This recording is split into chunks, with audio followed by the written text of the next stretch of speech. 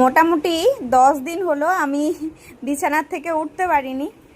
তো আমার ছেলেরও আর কি খাবার, বুঝতেই পারছো, মা যদি বিছানায় শুয়ে থাকে তাহলে কি হয়, 10 দিন পরে ও ওর পছন্দের একটু ম্যাগি পেয়েছে।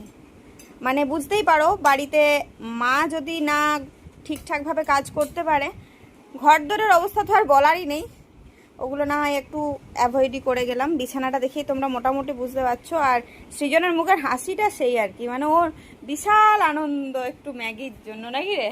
ম্যাগিটা বেচারা খেতে পারেনি, বলতেই পারেনি যে মা আমাকে একটু ম্যাগি দাও, চলো খেয়ে নাও।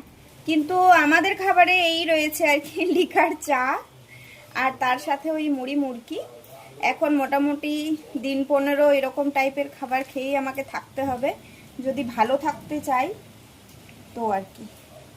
তার জন্য আমার বড় আমার সাথে ভালো থাকার চেষ্টা করছে, মানে আমি যা খাচ্ছি ও তাই খাচ্ছে, ও নিজের খেতে মন গেলেও খেতে চাইছে না। তো তাই এই যে সন্ধ্যাবেলায় দুজনে এটা দিয়ে টিফিন করব। আর এখন বাইরে হচ্ছে প্রচণ্ড বৃষ্টি, তো রথযাত্রার দিনে এইভাবেই আর কি আমাদের চলছে।